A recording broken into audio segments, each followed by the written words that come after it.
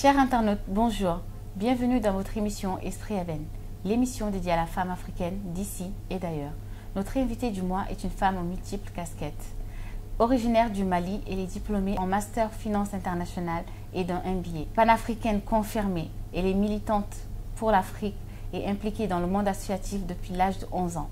Leader dans l'âme, elle est l'initiatrice de I Hope Week, coordinatrice de Umumba Africa. Elle est également présidente et fondatrice de Jaya Movement et de Jaya Group. Awa Dem, merci encore d'avoir accepté notre invitation. Qu'est-ce qui pousse une femme à agir, à s'engager comme vous le faites? Qu'est-ce qui pousse? Je ne sais pas. En tout cas, me concernant personnellement, je pense que c'est juste l'envie de servir sa communauté, l'envie d'être utile et de donner aussi aux autres ce qu'on a pu recevoir comme éducation, comme accompagnement. Donc, je pense que c'est un petit peu ça le sens, en tout cas moi, de mon engagement. D'accord. Je rappelle aussi que vous êtes fondatrice et présidente de Jaya Movement et de Jaya Group. À quoi consiste cette fondation? Alors, Jaya Movement, c'est une initiative qu'on a lancée assez récemment, puisque ça date tout simplement d'octobre dernier. On est parti d'un simple constat d'une frustration, c'est l'accès aux toilettes, aux sanitaires dignes, écologiques pour tous. En Afrique, souvent on se rend compte que dans beaucoup de communautés, dans des écoles, il y a des problèmes d'accès aux toilettes. Mais quand les toilettes existent, elles ne sont pas forcément praticables. Et quand dans certaines écoles par exemple, elles n'existent tout simplement pas. On constate aussi des comportements assez compliqués, des problèmes d'éducation pour les filles notamment, parce que sans toilettes, elles ont du mal aussi à suivre les cours de manière sereine. Donc voilà, on est parti de ça en se disant qu'il serait intéressant effectivement de lancer un mouvement qui sensibiliserait davantage les personnes sur la dignité de cet espace-là et donner aussi la possibilité à nos pays d'avoir des alternatives en termes de mode de construction de toilettes et d'exploitation. Donc c'est un peu ça le sens de dire. D'accord, donc l'objectif c'était vraiment de créer des toilettes dignes et pour les Maliens et partout en Afrique. Est-ce que vous pensez au jour d'aujourd'hui que vous avez atteint cet objectif-là? Absolument pas, on est au tout début, hein. C'est une initiative très naissante.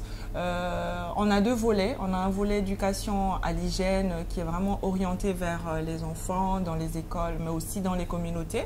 Nous sommes en train de travailler sur des modules de formation et voir aussi comment est-ce qu'on va développer ça sur le terrain en partenariat avec les écoles, en partenariat avec les quartiers et tout ça, et surtout avec les structures locales aussi qui œuvrent dans des thématiques comme l'environnement.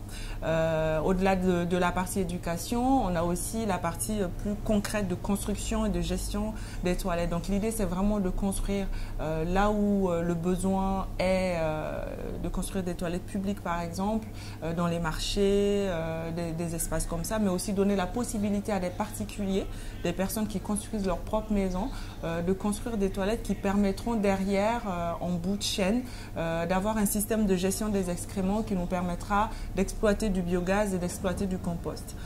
Donc pour ça, on s'inspire d'un savoir-faire et d'une technologie indienne. Ça donne lieu aussi à un partenariat avec une structure en Inde qui est spécialisée dans ça, qui œuvre dans ce domaine-là depuis plus de 40 ans.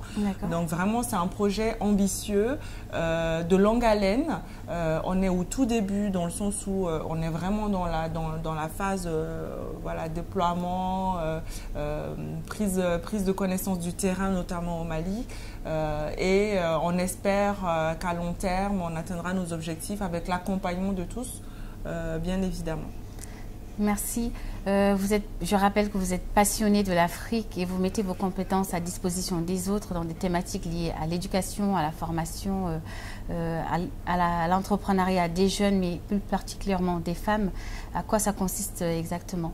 Ça, c'est, on va dire, la continuité de mon engagement associatif qui a commencé, vous le rappeliez, dès le plus jeune âge. Moi, j'ai commencé au sein de la Fondation pour l'enfance au Mali. On œuvrait beaucoup pour les enfants des rues. On menait des campagnes de lutte contre le sida, des campagnes de vaccination. On était vraiment très engagés dans ce volet d'information et de formation et d'éducation déjà. En arrivant ici en France pour mes études après mon bac, très rapidement, je me suis retrouvée toujours dans les sujets associatifs. Et au sein d'ADEME France, qui est l'association des diplômés étudiants maliens de France, on avait développé un volet d'accompagnement pour les jeunes qui souhaitaient entreprendre, notamment au Mali et ailleurs en Afrique, et aussi des accompagnements auprès des associations de migrants qui étaient ici, notamment auprès des associations de femmes, qu'on accompagnait aussi dans le montage de leurs projets. Et à titre personnel aussi, je suis bénévole au sein d'une fondation qui s'appelle Antique, Entreprise et Éthique, qui vise à accompagner la création d'entreprises des jeunes en Afrique subsaharienne, dont des femmes évidemment. Donc ça consiste à être sponsor d'un porteur de projet, à l'aider dans l'étude de son projet, voir la faisabilité terrain, l'accompagner le côté jusqu'à la réalisation et même au-delà. Donc ce volet entrepreneurial, ça je le porte depuis on va dire très longtemps. Et je pense que c'est important dans le sens où en aidant les gens à avoir une autonomie financière, en aidant les jeunes ou les femmes à se prendre en main sur un volet entrepreneurial, on réussit tout simplement à gagner un certain pari d'émancipation, d'insertion et voire de développement. Merci. Nous arrivons à terme de cette émission. Si vous avez un message à faire passer à nos auditrices et nos auditeurs et à tous les Africains en particulier, quel serait-il? Moi, mon message, c'est un message d'optimisme. Il est vrai que quand on regarde le monde dans lequel nous évoluons aujourd'hui, on aura plutôt tendance à perdre espoir. Je dirais non. Nous sommes notamment les personnes qui vivent sur le continent africain. Nous avons la chance d'être dans un continent plein d'avenir, un continent qui représente aussi le présent, qui a tout ce dont tout le monde rêve aujourd'hui, à savoir la jeunesse, la richesse, le soleil, heureusement. On est à Paris, vous voyez, on est en manteau, on a froid. Voilà, donc vraiment rester optimiste et surtout rester engagé, aller chercher à décrocher ses rêves à bout de bras, ne pas rester passif. Voilà, donc moi c'est ce message que je pourrais adresser à vos auditeurs. Merci encore d'avoir accepté notre invitation. Donc comme l'a dit Awa, donc il faut croire en ses rêves et ça pourra aboutir à quelque chose. Donc c'est avec ces mots que nous nous quittons. Donc nous vous remercions de nous avoir suivis. Merci à toute l'équipe ADN et merci à vous, Awa, encore une fois de nous avoir reçus. Et quant à moi, je vous dis à très bientôt pour un nouveau numéro Esprit Eben. Merci.